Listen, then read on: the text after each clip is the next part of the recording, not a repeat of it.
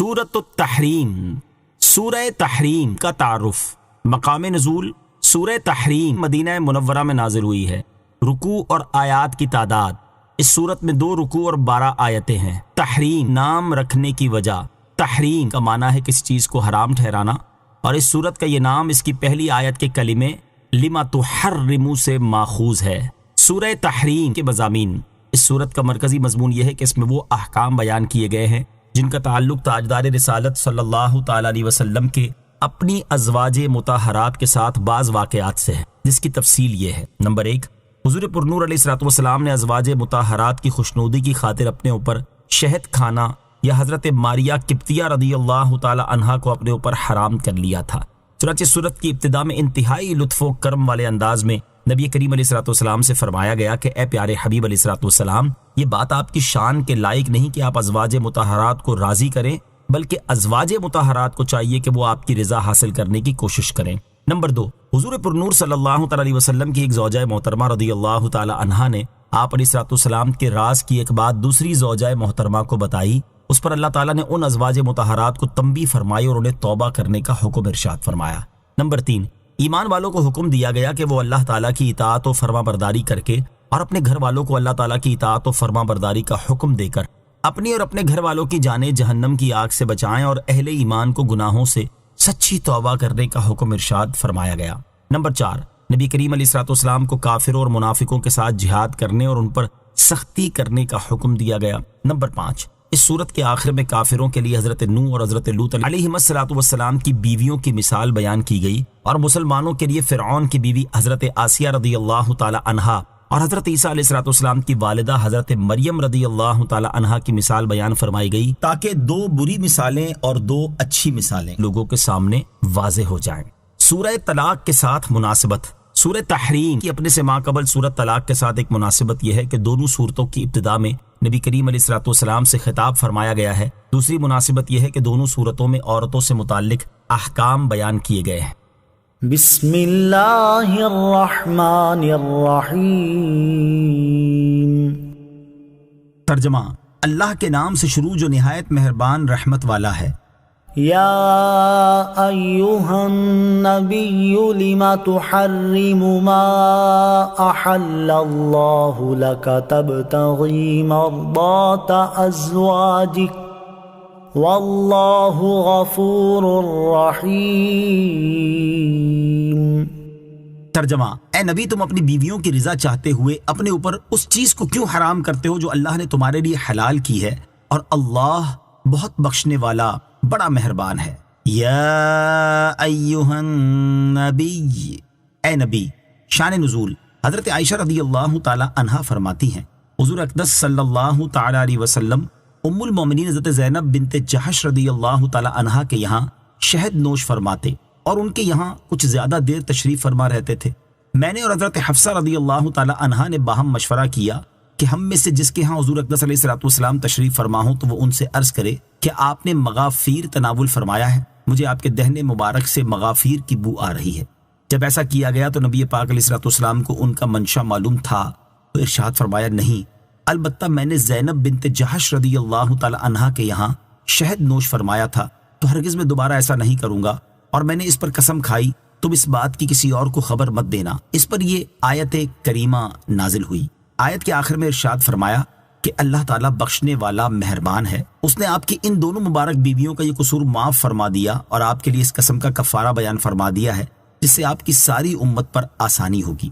آیت یا ایہا النبی لما تحرم سے حاصل ہونے والی معلومات، اس آیت سے 2 باتیں معلوم ہوئی۔ نمبر 1، قسم کھا لینے سے چیز قسم کھانے والے پر حرام ہو جاتی ہے، اور جب وہ چیز استعمال کرے گا تو کفارہ لازم ہوگا۔ نمبر 2، حضور اقدس صلی اللہ تعالی علیہ وسلم کا شہد کو اپنے آپ پر حرام فرما لینا محض ازواج مطہرات کو راضی کرنے کے لیے تھا، نہ کہ بے علمی کی وجہ سے، کیونکہ اپنے منہ کی بو غیب نہیں، وہ تو محسوس ہوتی ہے، لہٰذا بد مذہب اس آیت سے حضور اکرم علیہ الصلوۃ والسلام کی بے علمی پر دلیل نہیں پکڑ سکتے۔ قد فرض اللہ لکم تحلۃ ایمانکم واللہ مولاکم وہو العلیم الحکیم۔ ترجمہ، بے شک اللہ نے تمہارے لیے تمہاری قسموں کا کھولنا مقرر فرما دیا ہے، اور اللہ تمہارا مددگار ہے، اور وہی بہت علم والا بڑا حکمت والا ہے۔ قد فرض اللہ لکم تحلۃ ایمانکم،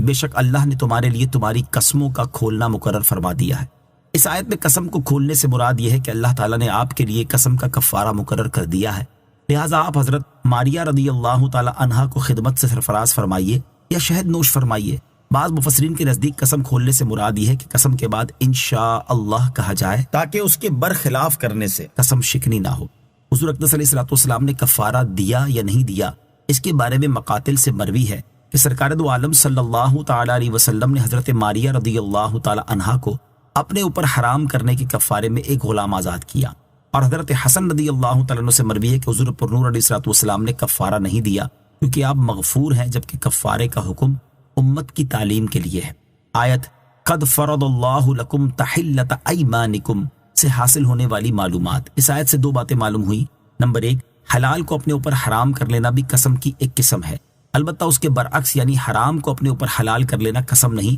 مثلا یوں کہا جائے کہ اگر میں یہ کروں تو مجھ پر میری بیوی حرام، یہ قسم ہے، اور یوں کہا جائے کہ اگر فلاں کام کروں تو سور کھاؤں، یہ قسم نہیں۔ نمبر دو، قسم کا کفارہ صرف اس دین میں ہے، پچھلی شریعتوں میں یہ نہ تھا، اسی لیے اللہ تعالیٰ نے حضرت ایوب علیہ الصلوۃ والسلام کو کفارے کا حکم نہ دیا، بلکہ قسم پوری کرنے کا حیلہ بتایا کہ اپنی بیوی کو جھاڑو مار دیں۔ واللہ مولاکم، اور اللہ تمہارا مددگار ہے، یعنی اے میرے حبیب اور ان کے گھر والوں، اللہ تعالیٰ تمہارا مددگار ہے، اسی لیے وہ تمہارے گھر کے انتظامات خود فرماتا ہے اور تمہارے گھر کے آداب سکھاتا ہے۔ وہ تمہاری مصلحتوں کا علم رکھنے والا اور اپنے افعال و احکام میں حکمت والا ہے، تو وہ تمہاری طاقت کے مطابق ہی تمہیں کسی کام کا حکم دے گا اور کسی سے منع فرمائے گا۔ وَإِذْ أَسَرَّ النَّبِيُّ إِلَى بَعْضِ أَزْوَاجِهِ حَدِيثًا فَلَمَّا نَبَّأَتْ بِهِ وَأَظْهَرَهُ اللَّهُ عَلَيْهِ عَرَّفَ بَعْضَهُ وَأَعْرَضَ عَنْ بَعْضٍ فَلَمَّا نَبَّأَهَا بِهِ قَالَتْ مَنْ أَنْبَأَكَ هَذَا قال نبأني العليم الخبير۔ ترجمہ، اور جب نبی نے اپنی ایک بیوی کو راز کی ایک بات بتائی، پھر جب اس نے اس بات کی دوسری کو خبر دے دی اور اللہ نے اس بات کو نبی پر ظاہر کر دیا، تو نبی نے اس بات کا کچھ حصہ تو جتا دیا اور کچھ سے چشم پوشی فرمائی۔ پھر جب نبی نے اس بیوی کو اس کی خبر دی تو اس نے عرض کی، آپ کو کس نے بتایا؟ فرمایا، مجھے بہت علم والے، بہت خبر رکھنے والے نے بتایا۔ وَإِذْ أَسَرَّ النَّبِيُّ إِلَى بَعْضِ أَزْوَاجِهِ حَدِيثًا، اور جب نبی نے اپنی ایک بیوی کو راز کی ایک بات بتائی۔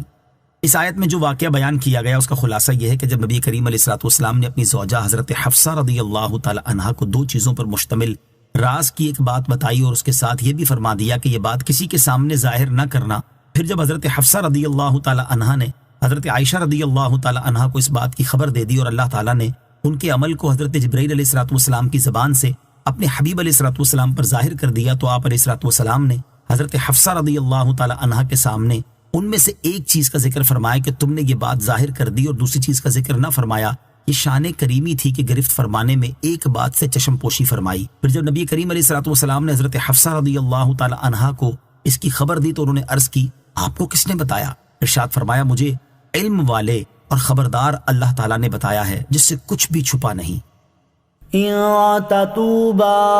إِلَى اللَّهِ فَقَدْ صَغَتْ قُلُوبُكُمَا وَإِن تَظَاهَرَا عَلَيْهِ فَإِنَّ اللَّهَ هُوَ مَوْلَاهُ وَجِبْرِيلُ وَصَالِحُ الْمُؤْمِنِينَ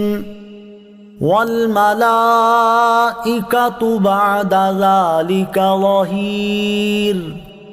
ترجمہ، اے نبی کی دونوں بیویوں، اگر تم دونوں اللہ کی بارگاہ میں توبہ کرو کیونکہ تمہارے دل ضرور کچھ ہٹ گئے ہیں تو وہ توبہ قبول کرے گا، اور اگر نبی کے مقابلے میں تم ایک دوسرے کی مدد کرو تو بے شک اللہ خود ان کا مددگار ہے، اور جبرائیل اور نیک ایمان والے اور اس کے بعد فرشتے مددگار ہیں۔ ان تتوبا الی اللہ فقد صغت قلوبکما، اور اگر تم دونوں اللہ کی بارگاہ میں توبہ کرو کیونکہ تمہارے دل ضرور کچھ ہٹ گئے ہیں۔ اس آیت میں حضرت عائشہ اور حضرت حفصہ رضی اللہ تعالیٰ عنہما کو مخاطب کر کے فرمایا گیا کہ اے میرے حبیب علیہ الصلوۃ والسلام کی دونوں بیویوں، اللہ تعالیٰ کی طرف رجوع کرنا تم پر واجب ہے، کیونکہ تمہارے دل ضرور حق سے کچھ ہٹ گئے ہیں کہ تمہیں حضرت ماریہ رضی اللہ تعالی عنہا کو نبی کریم علیہ الصلوۃ والسلام کے اپنے اوپر حرام کر لینے کی بات پسند آئی، جو کہ نبی اکرم علیہ الصلوۃ والسلام پر بھاری ہے۔ اور اگر نبی کریم علیہ الصلوۃ والسلام کے مقابلے میں تم ایک دوسرے کی مدد کرو اور باہم مل کر ایسا طریقہ اختیار کرو جو سرکار دو عالم علیہ الصلوۃ والسلام کو ناگوار ہو، تو سن لو بے شک اللہ تعالیٰ ان کا مددگار ہے۔ حضرت جبرائیل علیہ الصلوۃ والسلام نیک ایمان والے اور ان کی مدد کے بعد فرشتے بھی مددگار ہیں۔ یہاں اس آیت سے متعلق 3 باتیں بھی سماعت کیجیے۔ نمبر 1، اگرچہ حضرت جبرائیل بھی فرشتوں میں شامل ہیں، مگر چونکہ وہ تمام فرشتوں کے سردار ہیں اس لیے خصوصیت سے ان کا علیحدہ ذکر ہوا۔ نمبر 2، نبی کریم علیہ الصلوۃ والسلام مسلمانوں کے ایسے مددگار ہیں جیسے بادشاہ رعایا کا مددگار، اور مومن حضور اقدس علیہ الصلوۃ والسلام کے ایسے مددگار ہیں جیسے خدام اور سپاہی بادشاہ کے۔ لہٰذا اس آیت کی بنا پر یہ نہیں کہا جا سکتا کہ سرکار دو عالم علیہ الصلوۃ والسلام مسلمانوں کے حاجت مند ہیں۔ نمبر 3، اس آیت میں حضرت جبرائیل علیہ الصلوۃ والسلام اور نیک مسلمانوں کو مولا یعنی مددگار فرمایا گیا اور فرشتوں کو ظہیر یعنی معاون قرار دیا گیا۔ اس سے معلوم ہوا کہ اللہ کے بندے مددگار ہیں۔ یاد رہے کہ جہاں غیر اللہ کی مدد کی نفی ہے وہاں حقیقی مدد مراد ہے، لہٰذا آیات میں تعرض نہیں۔ عسى ربه إن طلقكن أن يبدله أزواجا خيرا منكن مسلمات مؤمنات قانتات تائبات عابدات سائحات ثیبات وابکارا۔ ترجمہ، اگر وہ نبی تمہیں طلاق دے دیں تو قریب ہے کہ ان کا رب انہیں تم سے بہتر بیویاں بدل دے جو اطاعت والیاں، ایمان والیاں، ادب والیاں، توبہ کرنے والیاں، عبادت گزار، روزہ دار، بیاہیاں اور کنواریاں ہوں۔ ان طلقکن، اور اگر وہ تمہیں طلاق دے دیں، ارشاد فرمائے کہ اے میرے حبیب علیہ الصلوۃ والسلام کی بیویوں، اگر وہ تمہیں طلاق دے دیں تو ان کا رب عز و جل اس بات پر قادر ہے کہ انہیں تم سے بہتر بیویاں عطا کر دے جن کا وصف یہ ہوگا کہ وہ اللہ تعالیٰ کی اطاعت کرنے والیاں، اخلاص کے ساتھ اس کی وحدانیت پر ایمان رکھنے والیاں، اللہ تعالیٰ اور اس کے رسول علیہ الصلوۃ والسلام کی فرما بردار اور ان کی رضا جو ہوں گی، کثرت سے توبہ کرنے والیاں، کثرت سے عبادت کرنے والیاں، روزہ دار، بیاہیاں اور کنواریاں ہوں گی۔ یہ فرما کر دراصل ازواج مطہرات رضی اللہ تعالی عنہن کو ڈرایا گیا ہے کہ اگر انہوں نے سرکار دو عالم علیہ الصلوۃ والسلام کو آزردہ کیا اور حضور انور علیہ الصلوۃ والسلام نے انہیں طلاق دی تو آپ علیہ الصلوۃ والسلام کو اللہ تعالیٰ اپنے لطف و کرم سے دوسری بہتر بیویاں عطا فرما دے گا۔ اس ڈرانے سے ازواج مطہرات متاثر ہوئیں اور انہوں نے سرکار دو عالم علیہ الصلوۃ والسلام کی خدمت کے شرف کو ہر نعمت سے زیادہ سمجھا اور حضور پرنور علیہ الصلوۃ والسلام کی دل جوئی رضا طلبی مقدم جانی، لہٰذا آپ علیہ الصلوۃ والسلام نے انہیں طلاق نہ دی۔ اچھی بیوی کے اوصاف۔ اس آیت سے معلوم ہوا کہ بیوی وہ اچھی ہے جو اللہ تعالیٰ اور اس کے حبیب علیہ الصلوۃ والسلام کی فرما بردار اور شوہر کی اطاعت گزار ہو، نیز عبادت گزار اور گناہوں سے بچنے والی ہو، اگرچہ وہ غریب ہو۔ لہٰذا نکاح کے لیے صرف عورت کا حسن اور اس کی مالداری نہ دیکھی جائے بلکہ اس کی دینداری دیکھی جائے اور اسے ہی ترجیح دی جائے۔ حدیث پاک میں بھی اس کا حکم دیا گیا ہے، چنانچہ حضرت ابو ہریرہ رضی اللہ تعالی عنہ سے روایت ہے، رسول اللہ صلی اللہ تعالی علیہ وسلم نے ارشاد فرمایا، عورت سے نکاح 4 باتوں کی وجہ سے کیا جاتا ہے، یعنی نکاح میں ان کا لحاظ ہوتا ہے۔ نمبر 1 مال، نمبر 2 حسب نسب، نمبر 3 جمال، نمبر 4 دین، اور تم دین والی کو ترجیح دو۔ اور حضرت انس بن مالک رضی اللہ تعالیٰ عنہ سے روایت ہے، تاجدار رسالت صلی اللہ تعالیٰ علیہ وسلم نے ارشاد فرمایا کہ جو کسی عورت سے اس کی عزت کی بنا پر نکاح کرے اللہ تعالیٰ اس کی ذلت میں اضافہ کرے گا، اور جو کسی عورت سے اس کے مال کے سبب نکاح کرے گا اللہ تعالیٰ اس کی محتاجی بڑھائے گا، اور جو اس کے حسب کی وجہ سے نکاح کرے گا تو اس کے کمینے پن میں زیادتی فرمائے گا، اور جو اس لیے نکاح کرے کہ ادھر ادھر نگاہ نہ اٹھے اور پاک دامنی حاصل ہو یا صلہ رحمی کرے تو اللہ تعالیٰ اس مرد کے لیے اس عورت میں اور عورت کے لیے مرد میں برکت دے گا۔ اللہ تعالیٰ ہمیں نیک اور دیندار عورت سے نکاح کرنے اور دوسری عورتوں کے مقابلے میں دیندار عورت کو ترجیح دینے کی توفیق عطا فرمائے، آمین۔ یا ایہا الذین آمنوا قوا انفسکم واہلیکم نارا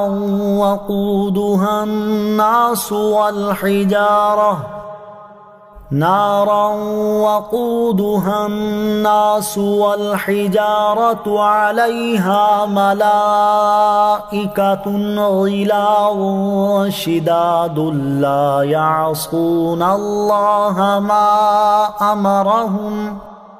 لا يعصون الله ما أمرهم ويفعلون ما يؤمرون۔ ترجمہ: اے ایمان والو، اپنی جانوں اور اپنے گھر والوں کو اس آگ سے بچاؤ جس کا ایندھن آدمی اور پتھر ہے،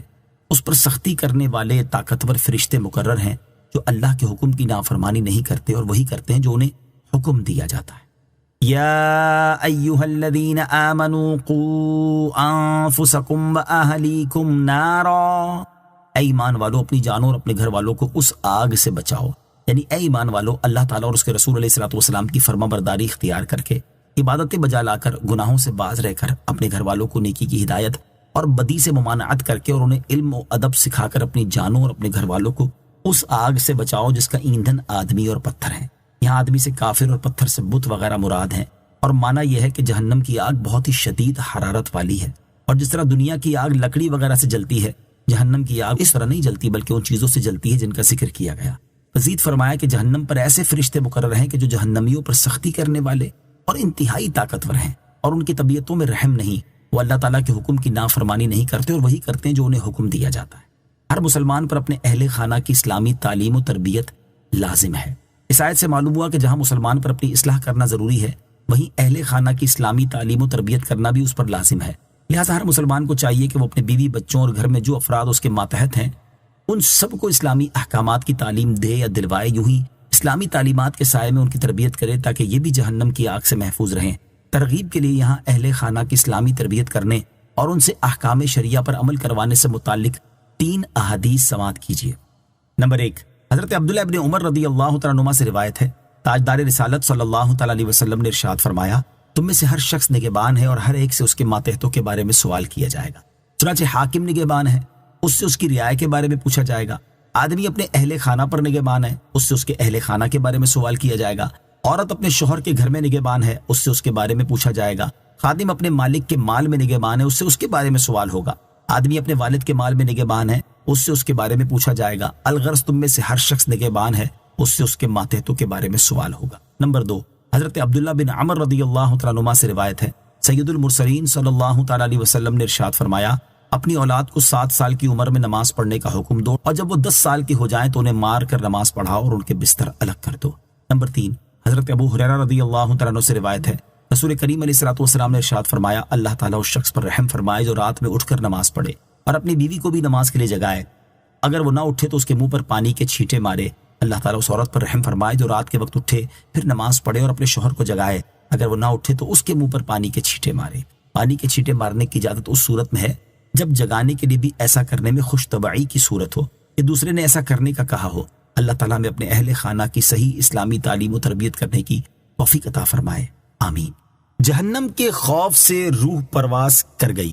یہاں اسی آیت سے متعلق ایک حکایت سماعت کیجیے۔ چنانچہ حضرت منصور بن عمار رضی اللہ تعالی عنہ فرماتے ہیں، میں نے حج کیا اور سفر کے دوران کوفہ کے ایک سرائے میں ٹھہرا، پھر میں ایک اندھیری رات میں باہر نکلا تو آدھی رات کے وقت کسی کی درد بھری آواز سنی اور وہ یوں کہہ رہا تھا، اے اللہ عز و جل، تیری عزت و جلال کی قسم، میں نے جان بوجھ کر تیری نافرمانی اور مخالفت نہیں کی، اور مجھ سے جب بھی تیری نافرمانی ہوئی میں اس سے ناواقف نہیں تھا، لیکن خطا کرنے پر میری بدبختی نے میری مدد کی اور تیری ستاری کی امید نے مجھے گناہ پر ابھارا، اور بے شک میں نے اپنی نادانی کی بنا پر تیری نافرمانی اور مخالفت کی، تو اب تیرے عذاب سے مجھے کون بچائے گا؟ اگر تو نے مجھ سے اپنی رحمت و عنایت کی رسی کاٹ لی تو میں کس کی رسی کو تھاموں گا؟ جب وہ اپنی اس التجا سے فارغ ہوا تو میں نے قرآن مجید کی یہ آیت تلاوت کی، قوا انفسکم واہلیکم نارا وقودها الناس والحجارة علیہا ملائکۃ غلاظ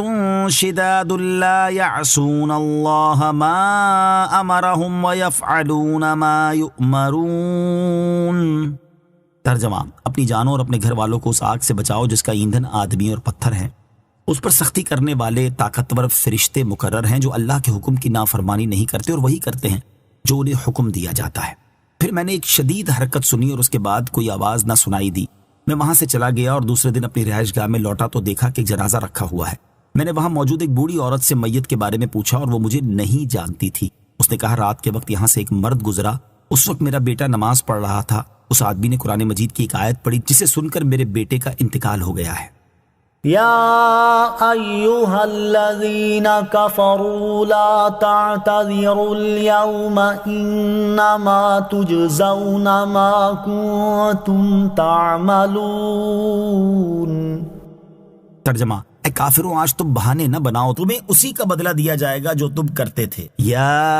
ایھا الذین کفروا، اے کافروں، یعنی کافر جب جہنم میں داخل ہوتے وقت اس کی آگ کی شدت اور اس کا عذاب دیکھیں گے تو اس وقت ان سے کہا جائے گا، اے کافروں آج بہانے نہ بناؤ، کیونکہ اب تمہارے لیے عذر کی کوئی جگہ باقی نہیں رہی، اور نہ ہی آج کوئی عذر قبول کیا جائے گا، اور تمہیں ان اعمال کا ہی بدلہ ملے گا جو تم دنیا میں کرتے تھے۔ يا أيها الذين آمنوا توبوا إلى الله توبة نصوحا عسى ربكم أن يكفر عنكم سيئاتكم ويدخلكم جنات تجري من تحتها الأنهار يوم لا يخزي الله النبي والذين آمنوا معه نورهم يسعى بين أيديهم وبأيمانهم يقولون ربنا أتمم لنا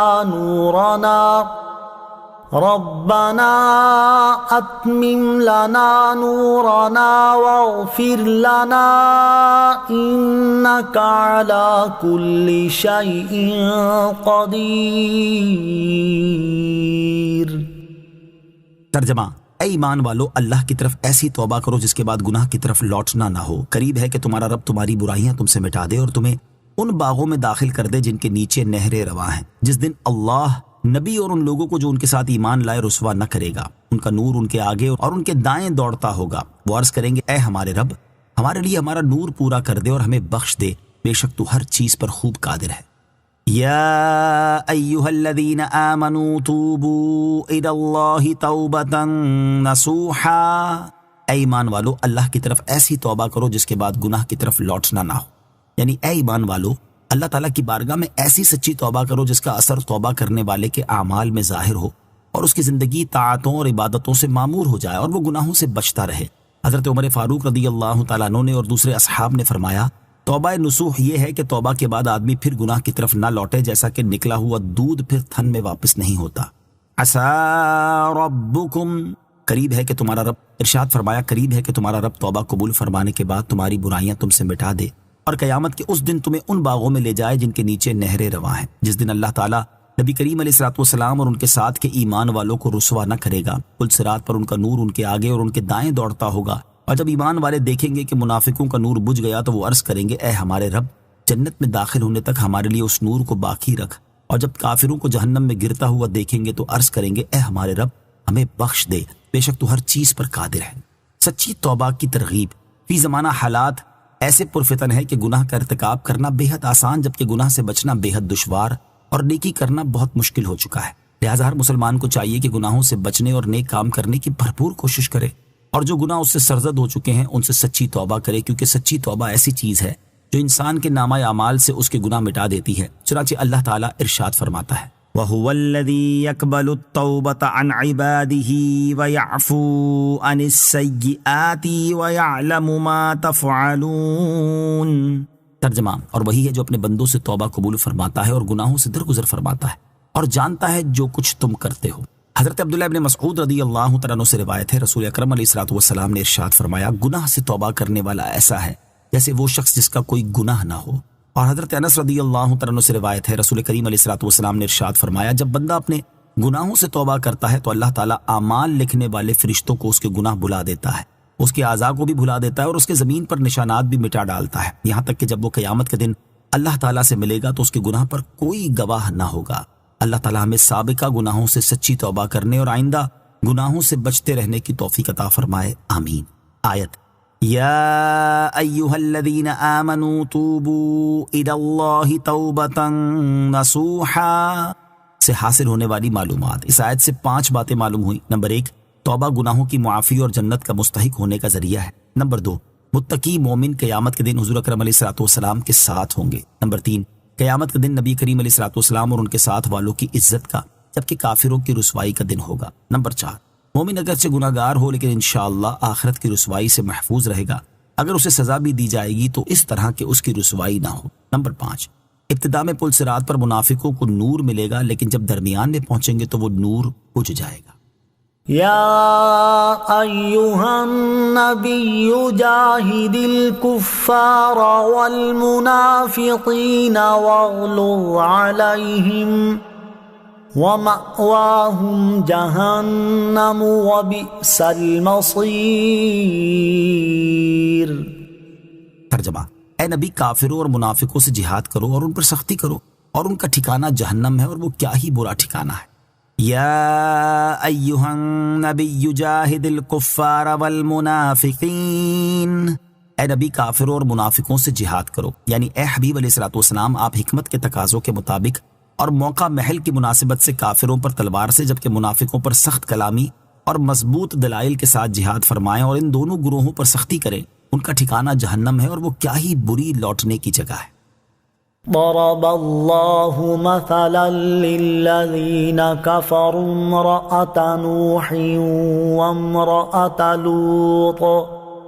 كانتا تحت عبدين من عبادنا صالحين فخانتاهما فلم يغنيا عنهما من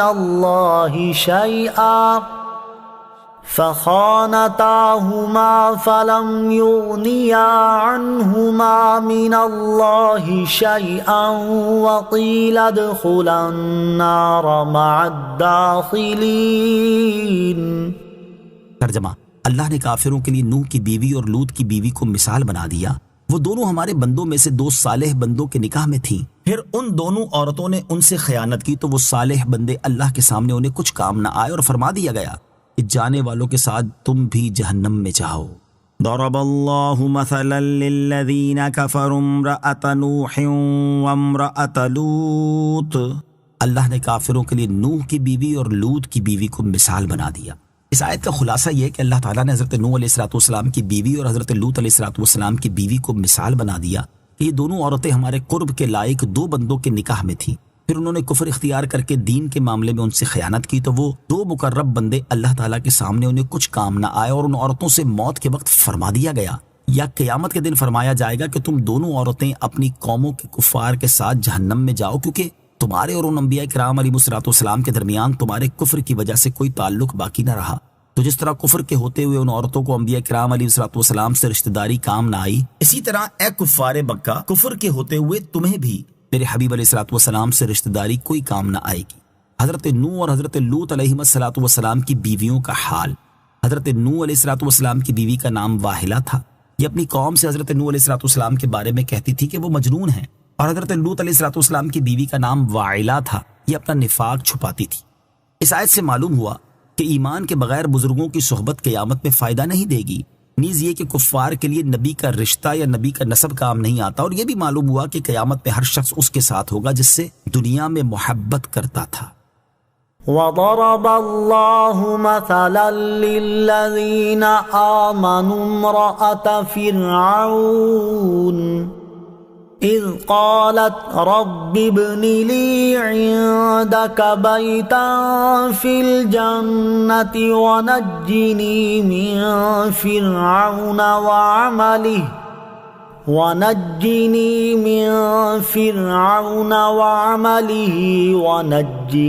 من القوم الظالمین۔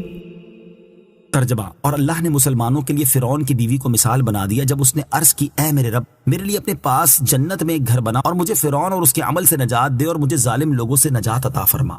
وضرب اللہ مثلا للذین آمنوا امرأة فرعون، اور اللہ نے مسلمانوں کے لیے فرعون کی بیوی کو مثال بنا دیا۔ اس سے پہلی آیت میں کافروں کے لیے مثال بیان فرمائی گئی اور اس آیت میں مسلمانوں کے لیے مثال بیان فرمائی جا رہی ہے کہ انہیں دوسروں کا گناہ نقصان نہیں دے گا۔ اس کا پس منظر اور خلاصہ یہ ہے کہ جب حضرت موسیٰ علیہ السلام نے جادوگروں کو مغلوب کیا تو فرعون کی بیوی آسیہ آپ پر ایمان لے آئیں۔ فرعون کو خبر ہوئی تو اس نے انہیں سخت سزا دی اور 4 میخوں سے آپ کے ہاتھ پاؤں بندھوا دیے، سینے پر بھاری چکی رکھ دی اور اسی حال میں انہیں سخت دھوپ میں ڈال دیا۔ جب فرعون کی سختیاں بڑھ گئیں تو حضرت آسیہ رضی اللہ تعالی عنہا نے اللہ تعالیٰ کی بارگاہ میں عرض کی اے میرے رب میرے لیے اپنے پاس جنت میں گھر بنا دے۔ اللہ تعالیٰ نے ان کا جنتی مکان ان پر ظاہر فرمایا اور اس کی خوشی میں ان پر فرعون کی سختیوں کی شدت آسان ہو گئی۔ پھر عرض کی مجھے فرعون، اس کے کفر و شرک اور ظلم سے نجات دے اور مجھے فرعون کے دین والے ظالم لوگوں سے نجات عطا فرما۔ چنانچہ ان کی یہ دعا قبول ہوئی اور اللہ تعالیٰ نے ان کی روح قبض فرما لی۔ جس طرح فرعون کے کفر نے حضرت آسیہ رضی اللہ تعالیٰ عنہا کو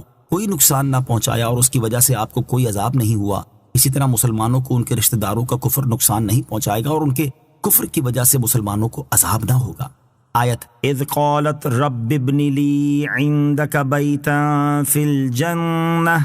سے حاصل ہونے والی معلومات۔ اس آیت سے 3 باتیں معلوم ہوئی۔ نمبر 1، جنت میں وہ گھر زیادہ درجے والا ہے جس میں بندے کو اللہ تعالیٰ کا قرب زیادہ ہو۔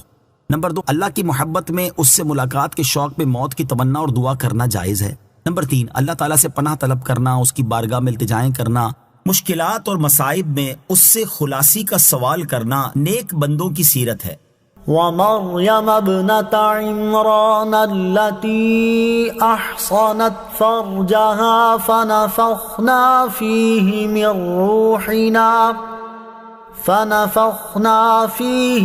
روحنا وصدقت بكلمات ربها وكتبه